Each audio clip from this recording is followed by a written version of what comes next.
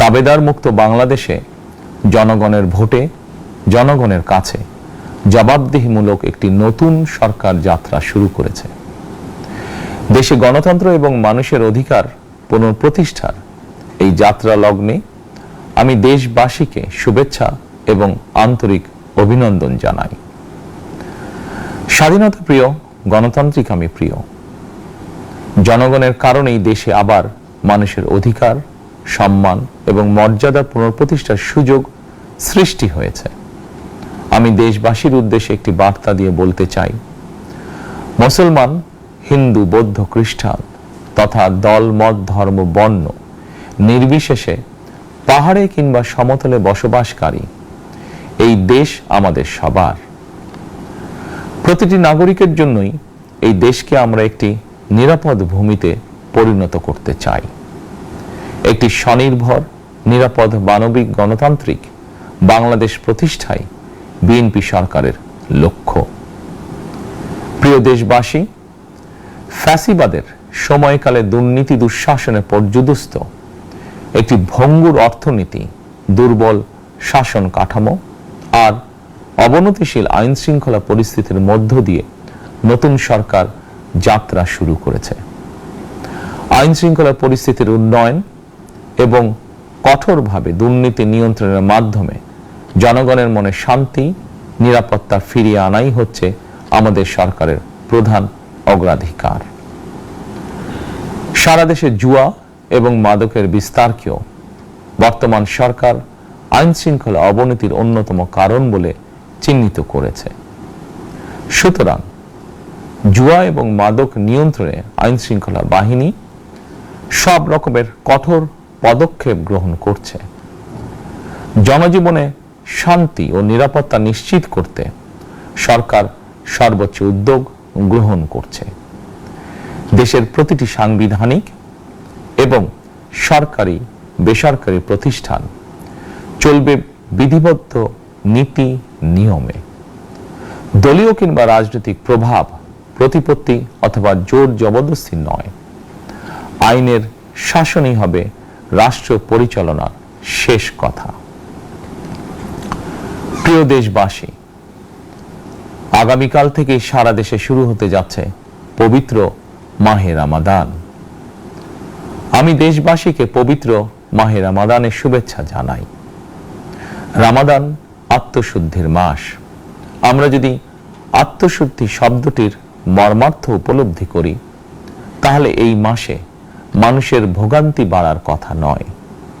যদিও আমাদের অনেকের মধ্যেই এই মাসটিকে ঘিরে ব্যবসায় অধিক মুনাফা লাভের প্রবণতা লক্ষণীয়। আপনাদের প্রতি আমার বিনীত আহ্বান, রমাদানের পবিত্রতা রক্ষার্থে এই মাসটিকে আপনারা ব্যবসা মুনাফা লাভের মাস হিসাবে পরিগণিত করবেন না। দ্রব্যমূল্য যাতে সাধারণ মানুষের নাগালের বাইরে না যায়, এ ব্যাপারে ব্যবসায়ীরা দয়া করে সতর্ক থাকবেন।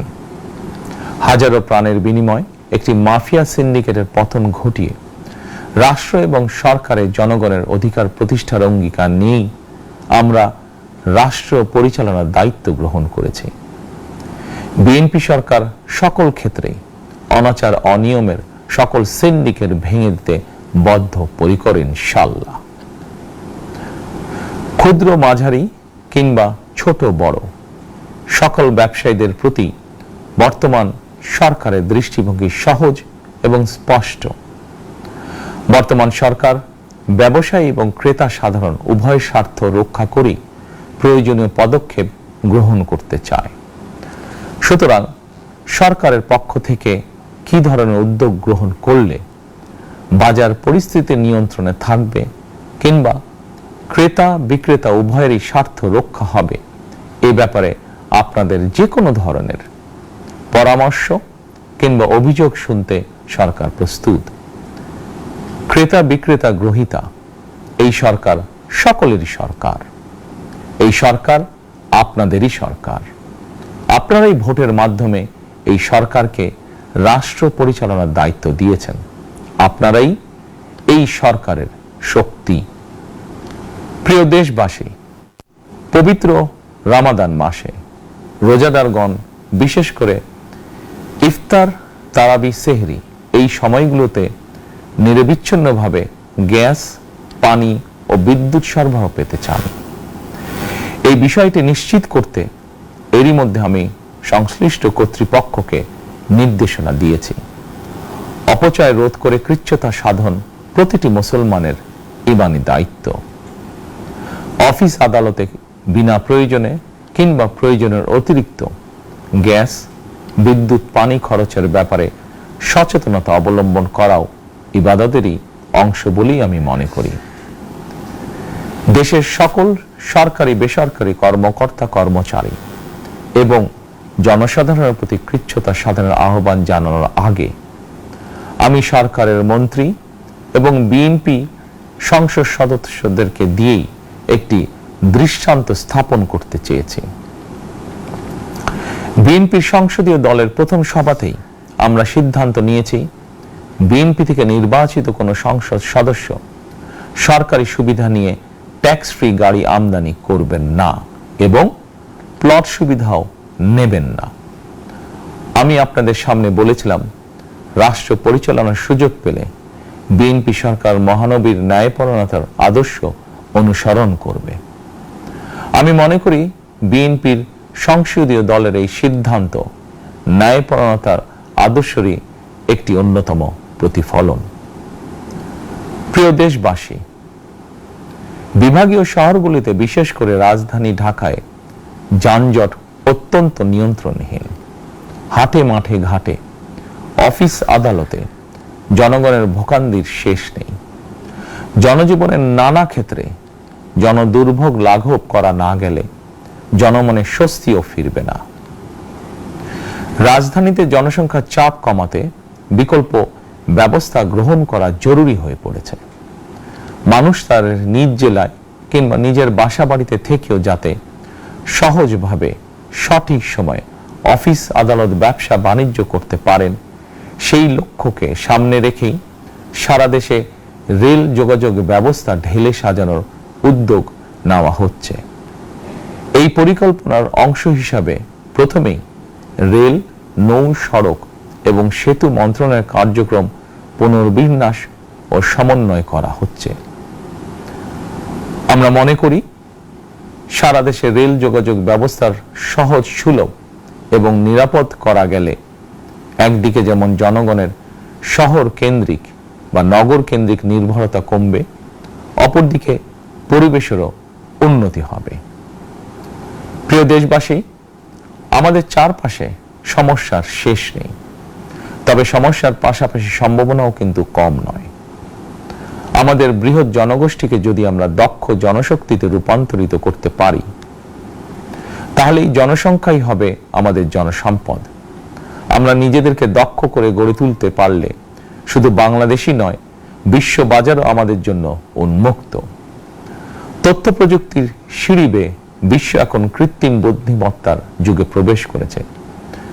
প্রযুক্তির এই প্রতিযোগিতামূলক বিশ্বে সম্মান এবং স্বচ্ছতার সঙ্গে টিকে থাকতে হলে আমাদেরকে কোনো না কোনো একটি বিষয় বা কাজে পারদর্শী হতে হবে। দেশের কোটি কোটি শিক্ষার্থী এবং তরুণ যুবশক্তির উদ্দেশ্যে বলতে চাই, মেধায়, জ্ঞানে, বিজ্ঞানে নিজেদেরকে যোগ্য করে গড়ে তোলার জন্য যত রকমের সহযোগিতা দেওয়া যায় সব রকমের সহযোগিতা দিতে বর্তমান সরকার প্রস্তুত। কর্মসংস্থান এবং কর্ম পরিবেশ নিশ্চিত করার সুনির্দিষ্ট অঙ্গীকার নিয়ে বর্তমান সরকার যাত্রা শুরু করেছে। প্রিয় দেশবাসী, দীর্ঘ 18 বছর পর দেশে ফিরে গত বছর 25শে ডিসেম্বর আমি বলেছিলাম দেশ এবং জনগণের জন্য আই হ্যাভ এ প্ল্যান। 12ই ফেব্রুয়ারি জাতীয় নির্বাচনের আগে দেশের বিভিন্ন স্থানে ঘুরে আমার প্ল্যান, পরিকল্পনার অনেক কিছু আমি আপনাদের সামনে তুলে ধরেছিলাম। আপনারা স্বাধীনতার ঘোষকের প্রতিষ্ঠিত দল বিএনপিকে ভোট দিয়ে রাষ্ট্র পরিচালনার দায়িত্ব দিয়েছেন, সকল পরিকল্পনা বাস্তবায়নের সুযোগ দিয়েছেন। এখন এই সুযোগকে কাজে লাগিয়ে সকল অঙ্গীকার পূরণ করার দায়িত্ব বিএনপি সরকারের।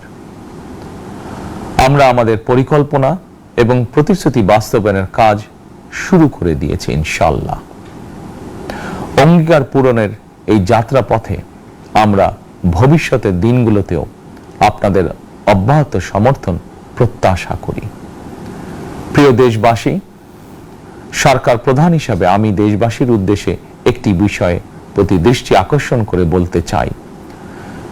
নবগঠিত সরকার গঠনের সুযোগ দিতে যারা বিএনপিকে ভোট দিয়েছেন কিংবা দেননি অথবা কাউকেই ভোট দেননি, এই সরকারের প্রতি আপনাদের সবার সমান অধিকার।